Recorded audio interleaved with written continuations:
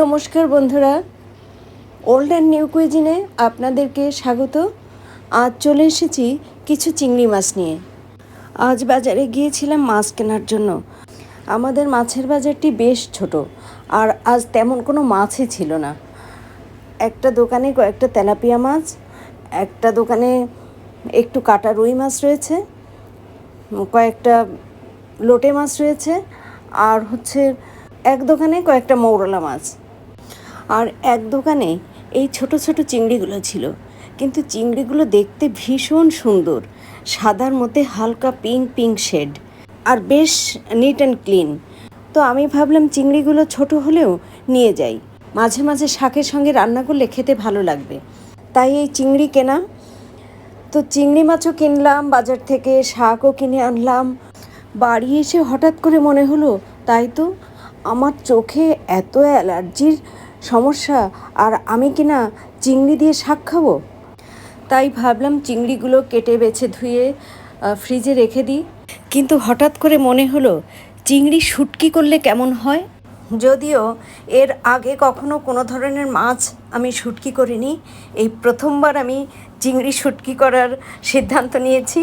দেখি কি হয়। তো বন্ধুরা, এই প্রথমবার হলেও আমি কিভাবে এই চিংড়ি শুটকি করেছি তা আপনাদের সঙ্গে শেয়ার করছি। এই কারণে যদি কোনো বন্ধু মনে করেন এইভাবে কিছু মাছ এই চৈত্রের দাবদাহে শুকিয়ে নেবেন, তো অনায়াসে সেই কাজটি করতে পারবেন। আর ঘরে শুকনো মাছ বন্ধুরা নিশ্চয়ই অনেক ভালো হবে, আর সেজন্যই এই চিংড়ি শুটকি আপনাদের সঙ্গে শেয়ার করছি বন্ধুরা। তাহলে সঙ্গে থাকুন, দেখতে থাকুন। চিংড়ি শুটকির জন্য প্রথমে যে কাজটি করব তা হচ্ছে, এই চিংড়ির মধ্যে কিছু ছোট ছোট বিভিন্ন ধরনের মাছ রয়েছে। তো সেই মাছগুলো প্রথমে আমি ভালোভাবে এই চিংড়ি থেকে বেছে আলাদা করে ফেলবো।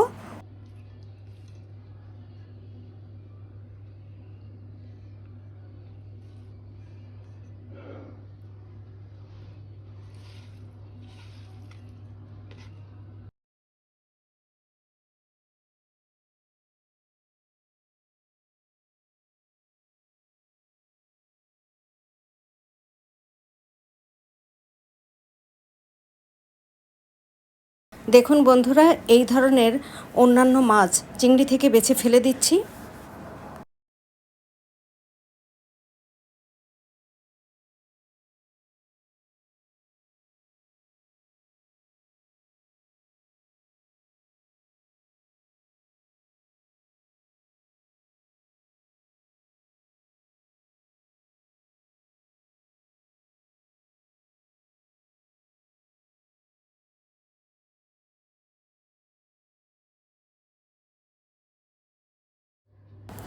চিংড়ির মধ্য থেকে অন্যান্য ছোট ছোট মাছগুলো ভালোভাবে বেছে ফেলে দিয়ে এবার বেশ কয়েকবার জল পাল্টে পাল্টে ভালোভাবে ধুয়ে পরিষ্কার করে নেব।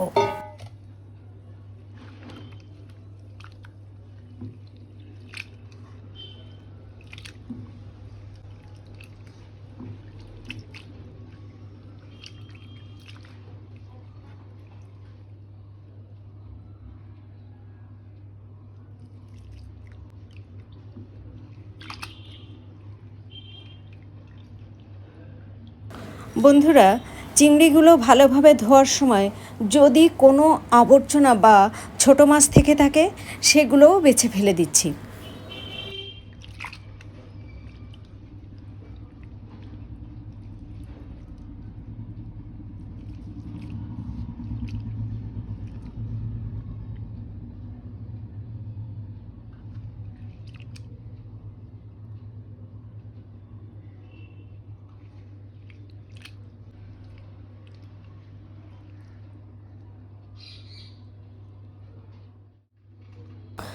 অফ ক্যামেরায় এইভাবে চিংড়িগুলো ভালোভাবে বেশ কয়েকবার ধুয়ে নিয়েছি।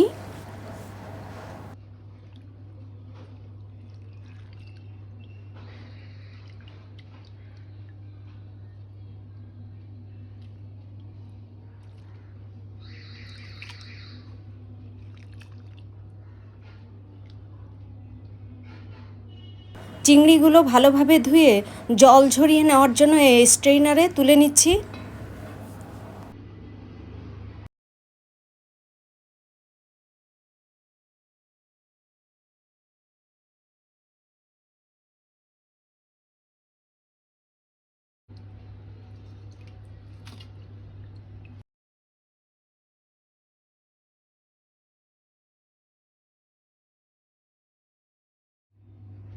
চিংড়িগুলো জল থেকে তুলে নিয়ে এইভাবে বেশ কিছুক্ষণ রেখে দেব জল ঝরিয়ে নেওয়ার জন্য।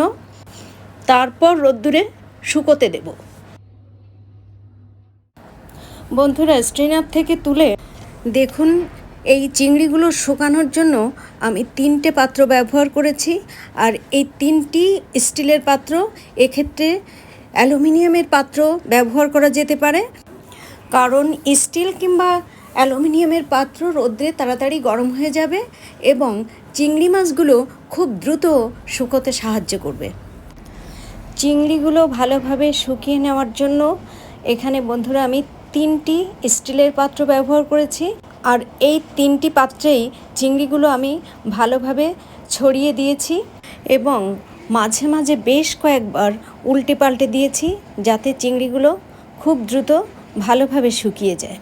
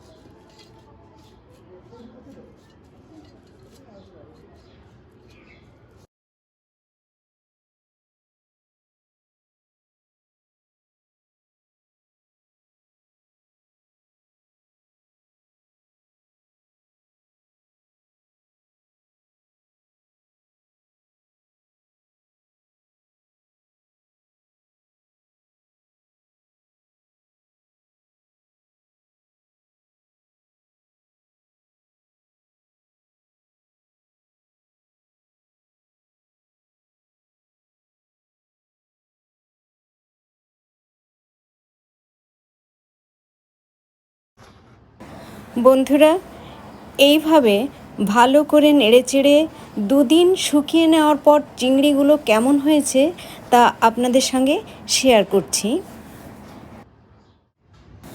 দেখুন বন্ধুরা, 2 দিন ভালোভাবে চিংড়িগুলো রোদ্দুরে শুকিয়ে নেওয়ার পর এই চিংড়িগুলোর কালার কেমন চেঞ্জ হয়ে গেছে। তো বন্ধুরা, আমি আরও একদিন রোদ্দুরে দিচ্ছি, অর্থাৎ 3 দিন মোট রোদ্দুরে দিয়ে শুকিয়ে নিচ্ছি, যেহেতু চিংড়িগুলো আমি সংরক্ষণ করব। এজন্য বন্ধুরা, ঘরোয়াভাবে রোদ্দুরে শুকানোর পর চিংড়িগুলো যে এত ভালো হবে জানলে আমি আরও চিংড়ি কিনে নিয়ে আসতাম।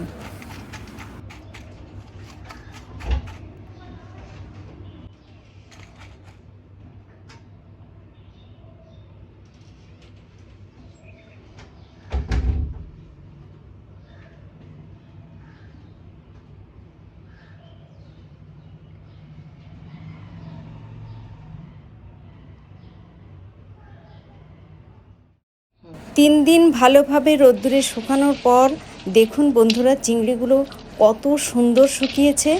এই চিংড়ির শব্দ শুনলেই আপনারা বুঝতে পারবেন।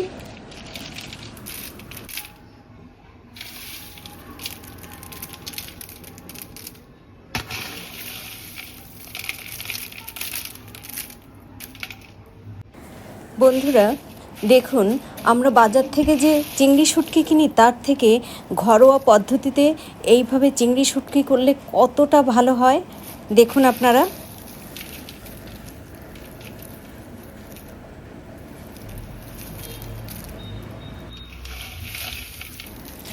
ঘরোয়াভাবে চিংড়ি শুটকির এই পদ্ধতি যদি আপনাদের ভালো লাগে এবং উপকারে আসে তাহলে আমার ভীষণ ভালো লাগবে বন্ধুরা। যে সকল বন্ধু আমার পাশে থাকেন সব সময় তাদের, এবং যদি আজ কোনো নতুন বন্ধু আমার এই ভিডিওটি দেখেন তাদের জন্য অসংখ্য অসংখ্য ধন্যবাদ। ভালো থাকুন, সুস্থ থাকুন, আবারও দেখা হবে পরবর্তীতে।